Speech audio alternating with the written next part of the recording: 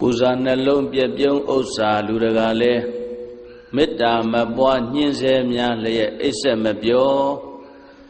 ညှိုးလျော်ကျင်းမြောင်မကောင်းအိမ်မက်ဝိတက်ပြာပါရှိသောခါမို့မေတ္တာပရိတ်ကြံစိတ်ရွတ်လို့ဆိုတဲ့အတိုင်းလူနတ်ပုဂ္ဂိုလ်ချစ်ကြည်ညိုစေရန်မေတ္တာသုတ်တံကိုရွတ်ဖတ်ပူဇော်ပါမယ်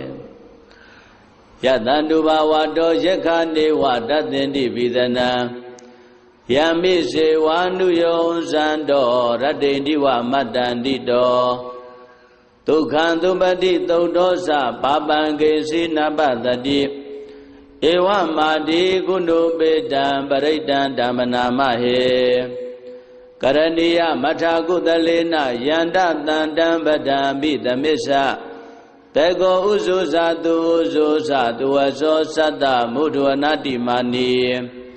တန္တုတကောသသူပရောဇာအပကေသောသတံလဟုကာဟုတ်တိတန္တိန္တရိယောဇာနိဘကောသအပကဘောကုလေတွနန္နုကိတောနာဇာဂௌဒမာစရေကေစီယေနဝိညုပရိဥပဝရေယောဒုက္ခိနောဝခေမိနောဟွန်တုသဗ္ဗတတ္တဘဝန္တုဒုက္ခိတတ္တ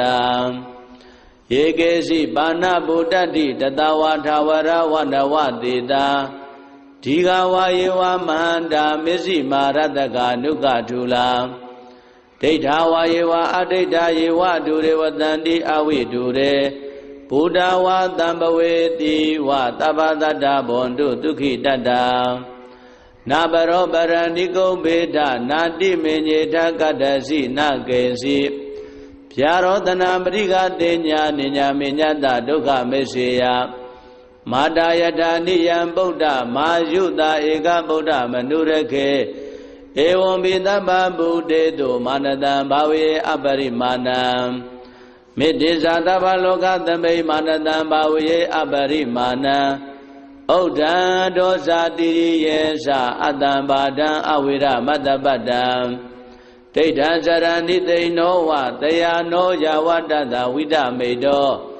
ဧတံတတေအဒိဋ္ဌေယဗြမမေတံဝိဟာရမိရမဟောဒိဋ္ဌေဇာနုပကမ္မသီလဝါဒတနေနတံပန္နောကာမေတုဝိနယကေတံနာယိဇာတောကဗ္ဗတေယပုဏ္ဏရေတိ